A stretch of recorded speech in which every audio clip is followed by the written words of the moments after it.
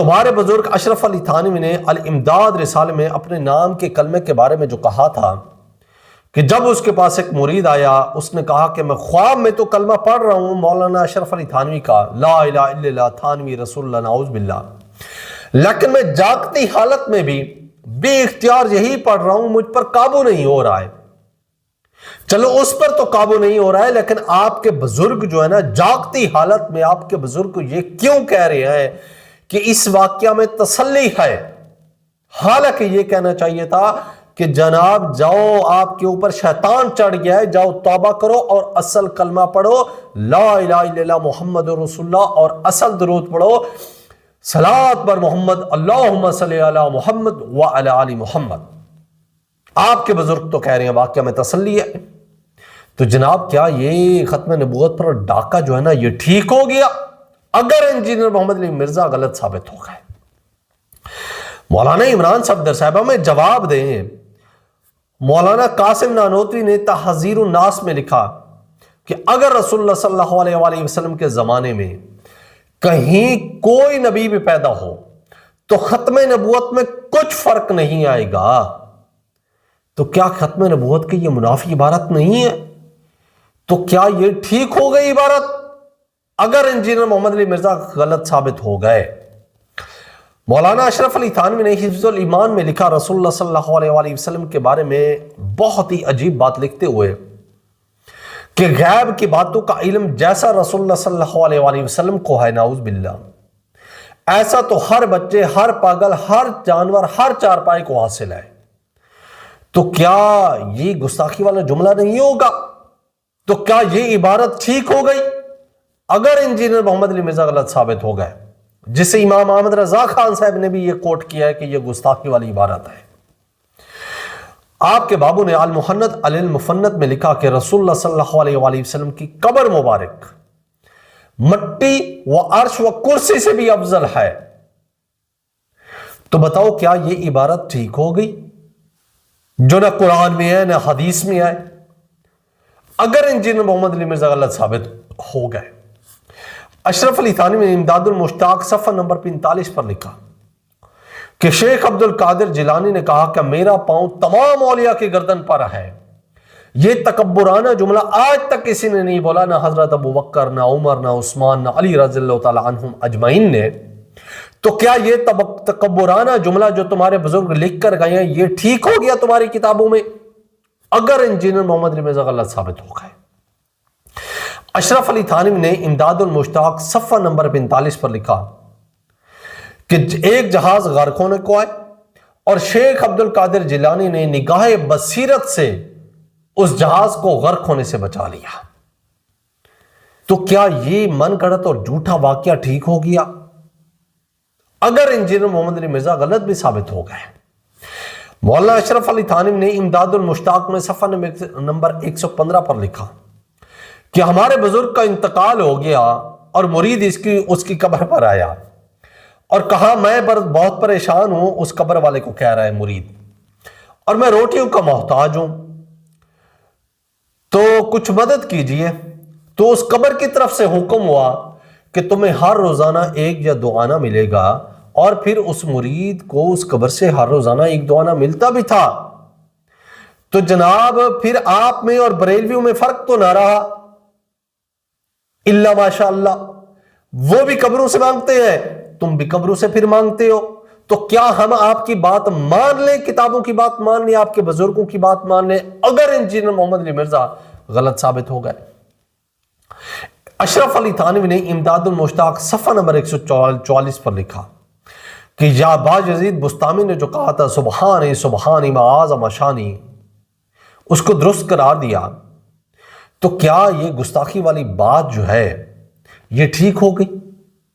ہم یہ مان لیں اگر انجینئر محمد علی مرزا غلط ثابت ہو گئے؟ مولانا گنگوئی کہتے ہیں کہ حکایت نمبر 307 میں کہ اللہ نے مجھ سے وعدہ کیا ہوا ہے کہ میری زبان سے غلط بات نہیں کہلوائے گا۔ جناب بتائیں، آپ کے دیوبند یہ دعوے کر کے گئے ہیں، کیا ہم آپ کو آپ کی بات مان کر دیوبند کے دعوے بھی مان لیں اگر انجینئر محمد علی مرزا غلط ثابت ہو گیا؟ اشرف علی تھانوی نے ارواح ثلاثہ میں لکھا حکایت نمبر 246 میں کہ قاسم نانوتوی مرنے کے بعد صلح کروانے آ گئے دو بندوں کے درمیان، یعنی کہ آپ کے بزرگ قبروں سے بھی باہر آ سکتے ہیں اور وہ بھی صلح کروانے کے لیے، تو کیا یہ واقعہ ٹھیک ہو گیا؟ اگر ہم آپ کی بات مان لیں کہ انجینئر محمد علی مرزا غلط بھی ثابت ہو گئے تو کیا یہ واقعہ ٹھیک ہو گیا؟ اشرف علی تھانوی نے ارواح ثلاثہ میں حکایت نمبر 284 میں لکھا کہ بزرگ کو قول کو نقل کیا اور کہا حدیث چاہے ضعیف ہو یا صحیح، حدیث حدیث ہوتی ہے۔ مولانا عمران صفدر صاحب مجھے اس بات کا جواب دیں، علی بھائی کے سٹوڈنٹس کو بھی، اگر علی بھائی غلط ثابت بھی ہو گئے تو پھر کیا ہم ہر ضعیف حدیث کو مان کر حدیث تو حدیث ہوتی ہے گمراہ ہو جائے؟ نہیں۔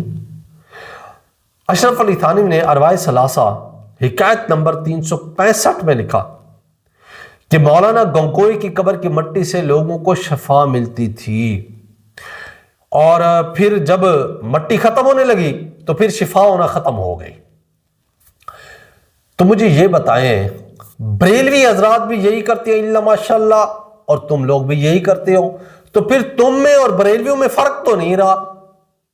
تو آپ بتائیں کیا ہم یہ قبروں والا عقیدہ شروع کر دیں، اکیلے اللہ کو پکارنا چھوڑ دیں؟ تو پھر اگر انجینئر محمد علی مرزا غلط ثابت ہو گئے تو ہم توحید، اصل توحید کو چھوڑ دیں جو قرآن ہمیں بتا رہا ہے کہ صرف اکیلے اللہ کو پکارو، اللہ کے سوا کوئی تمہارا مددگار نہیں ہے، کوئی مشکل کشا نہیں ہے، کوئی تمہاری مدد نہیں کر سکتا۔ اَمَّن يُجِيبُ الْمُضْطَرَّ إِذَا دَعَاهُ وَيَكْشِفُ السُّوءَ وَيَجْعَلُكُمْ خُلَفَاءَ الْأَرْضِ وَإِلَٰهُ مَعَ اللَّهِ قَلِيلًا مَا تَذَكَّرُونَ؟ تو کیا ہم یہ اس آیت کو چھوڑ دیں؟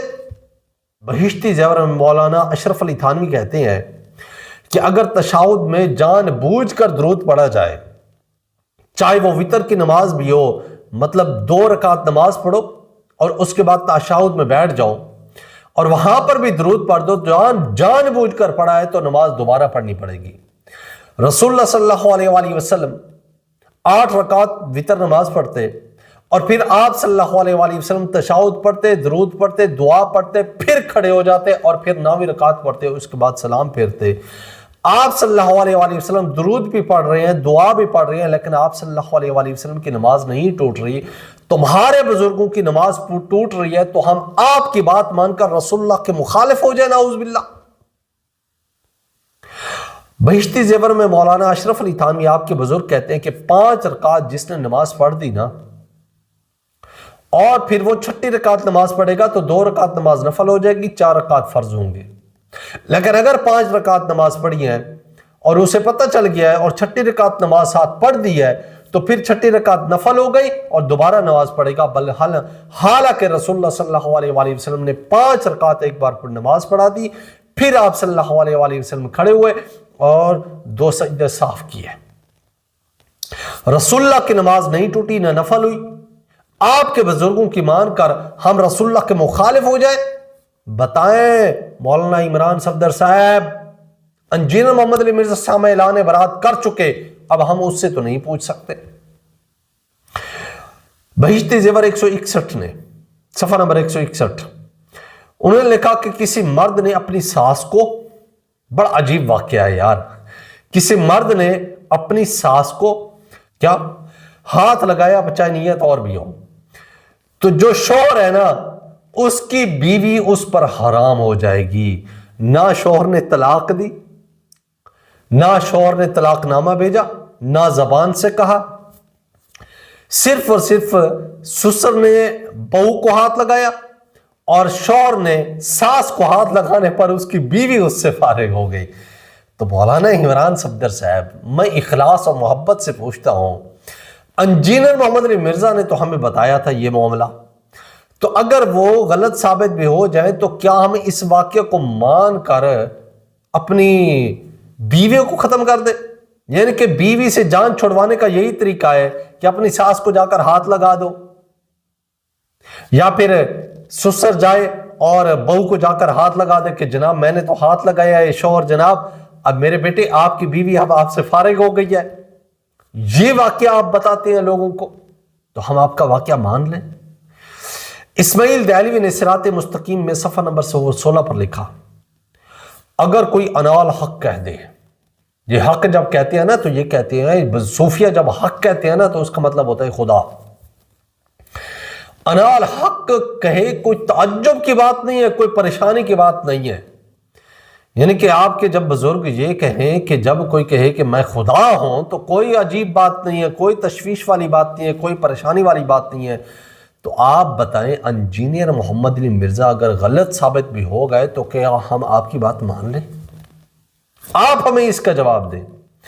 اسماعیل دہلوی نے صراط مستقیم میں صفحہ نمبر 118 پر لکھا، رسول اللہ صلی اللہ علیہ وآلہ وسلم کے بارے میں لکھا کہ نماز میں اپنی بیوی کی مباشرت کا خیال بہتر ہے، اور رسول اللہ صلی اللہ علیہ وآلہ وسلم کے خیالات کی طرف لگانا ایسا ہے کہ اپنے بیل اور گدھے کی صورت میں مستغرق ہونے سے برا ہے، نعوذ باللہ۔ ایسی گستاخانہ عبارتیں آپ لوگ لکھتے ہیں، تو پھر کیا ہم اگر انجینئر محمد علی مرزا غلط بھی ثابت ہو جائیں تو کیا ہم آپ کے بزرگوں کی یہ باتیں مان لیں؟ اس کا جواب کون دے گا پھر ہمیں؟ اسماعیل دہلوی نے تقویت الایمان صفحہ نمبر 88 پر لکھا، رسول اللہ صلی اللہ علیہ وآلہ وسلم کے بارے میں بڑا عجیب الفاظ بولے کہ ایک دن میں، رسول اللہ نے فرمایا کہ ایک دن میں مر کر مٹی میں ملنے والا ہوں، نعوذ باللہ، حالانکہ اللہ تعالیٰ نے مٹی پر حرام کر دیا ہے کہ وہ انبیاء کے جسموں کو کھائے۔ اب آتے ہیں فضائل اعمال کے اوپر۔ فضائل اعمال میں 484 نمبر شیخ ابو یزید قرطبی، ایسے لڑکے کو ملے جسے لوگوں کے متعلق کشف ہو جاتا تھا اور وہ جان لیتے تھے کون جنت میں ہے اور کون دوزخ میں ہے۔ تو شیخ قرطبی نے 70,000 بار کلمہ جو پڑھا ہوا تھا نا وہ اس کی ماں کو بخش دیا، تو اس شخص نے دیکھا کہ اب میری ماں، لڑکا جو ہے نا، اس نے کہا کہ میری ماں اب جنت میں جا رہی ہے۔ جناب یہ کشف آپ کے بزرگوں لڑکوں کو ہو جاتا تھا، تو کیا ہم آپ کی بات مان لیں اگر انجینئر محمد علی مرزا غلط ثابت ہو گئے؟ اتنی حد تک آپ کے لڑکے اور بزرگ پہنچے ہوئے تھے۔ مولانا شیخ ذکریہ سہارنپوری فضائل اعمال میں 561 میں لکھتی ہیں کہ مولانا شاہ عبد الرحیم کے خدام میں ایک صاحب تھے جو کئی روز اس وجہ سے استنجا نہیں کر جا سکتے تھے کہ ہر جگہ اسے انوار نظر آتے تھے۔ تو کیا اگر انجینئر محمد علی مرزا غلط ثابت ہو گئے تو کیا ہم آپ کی بات مان لیں؟ مولانا شیخ ذکریہ سہارنپوری فضائل صدقات صفحہ نمبر 558 میں لکھتے ہیں کہ مولانا رشید احمد گنگوئی اپنے ہی بارے میں لکھتے ہیں، جھوٹا ہوں کچھ نہیں ہوں، تیرا ہی ذل ہے، تیرا ہی وجود ہے، میں کیا ہوں کچھ نہیں ہوں، اور جو میں ہوں وہ تو ہے، اور میں اور تو کا فرق کرنا خود شرک در شرک ہے، نعوذ باللہ۔ لیس کمثلہ شیء، اللہ کی مثل کوئی چیز نہیں ہے، وہ سب کچھ سننے والا اور جاننے والا اور دیکھنے والا ہے۔ اب بتائیں جناب مولانا عمران صفدر صاحب، اگر انجینئر محمد علی مرزا غلط بھی ثابت ہو جائے تو کیا ہم آپ کے بزرگوں کی یہ باتیں مان لیں؟ ابو جریر مکی صفحہ نمبر 558 میں کہ 1 سال تک نہ سوئے، نہ کھایا، نہ پیا، اور نہ کسی سے بات کی، اور نہ کسی چیز سے ٹیک لگایا۔ جناب یہ والے جو معاملے ہیں یہ کسی بھی دنیا میں چلے جائیں، ان کے سامنے یہ عبارت پیش کریں، کیا وہ مان لیں گے؟ اگر انجینئر محمد علی مرزا کو غلط بھی ثابت کر دیں تو کیا ہم ان باتوں کو مان لیں گے؟ اب صفحہ نمبر 771 میں ابراہیم خواص بزرگ غیب سے 7 دن کھانا کھاتے رہے، ان کے لیے غیب سے 7 دن کھانا کھاتا رہا، ایک باقاعدہ ڈش میں بن کر آتا رہا۔ تو جناب آپ تو پھر آپ اور بریلوی اور دیوبند جو ہے نا پھر ایک ہی لائن پر کھڑے ہیں، تو پھر آپ پاکستان کی غربت ختم کر دینا مولانا عمران صفدر صاحب، کیونکہ آپ کے بزرگ غیب سے کھانا منگواتے تھے، تو پھر آپ کوشش کریں غیب سے کھانا منگوائیں، کیونکہ جب انجینئر محمد علی مرزا کو آپ غلط تو ثابت کر رہے ہیں اور آپ اپنے بزرگوں کو سچا ثابت کریں گے، تو پھر آپ بزرگوں کی مانیں اور غیب سے کھانا منگوائیں، یا غیب سے غریبوں کے لیے کھانا منگوائیں، یا پھر پاکستان کا جو قرضہ ہے وہ ختم کروائیں، غربت پاکستان کی ختم کروائیں، تو کیا ہم پھر یہ بات مان لیں، یہ کہانیاں مان لیں آپ لوگوں کی؟ باقی رہی بات کسی کی غلطی کی، تو ہم کسی کے دفاع کے لیے نہیں بیٹھے کہ اس نے غلطی کی ہے پھر ہم اس کی غلطی کا دفاع کریں۔ اگر انجینئر محمد مرزا سے بھی کوئی غلطی ہو جائے، اس کا کوئی غلط موقف ہو، تو ہم ڈنکے کی چوٹ پر کہتے ہیں کہ وہ غلط ہوگا۔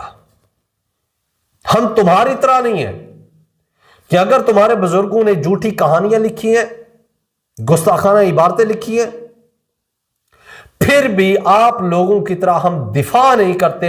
آپ لوگ ہو جو دفاع کرنے بیٹھ جاتے ہو، آپ لوگ ان کی غلطیوں کو بھی تسلیم نہیں کرتے ہو کہ ہاں وہ غلط بات لکھی ہوئی ہے۔ آپ بتائیں فضائل اعمال میں جو جھوٹی کہانی اور من گھڑت واقعات لکھے ہوئے ہیں وہ بتا دیں کہ جناب مولانا فضائل اعمال میں جھوٹی اور من گھڑت واقعات لکھے ہوئے ہیں، اور یہ جو میں نے اتنی فہرست بتائی ہے یہ بتائیں ان کے بارے میں پھر آپ۔ یہ تو میں نے مختصر بتایا ہے، اگر میں سٹڈی ان کو بتانے لگ جاؤں تو کم از کم 3-4 گھنٹے کی ویڈیو بن جائے گی۔ تو اس لیے ہم کسی کی غلطی کا دفاع نہیں کرتے ہیں۔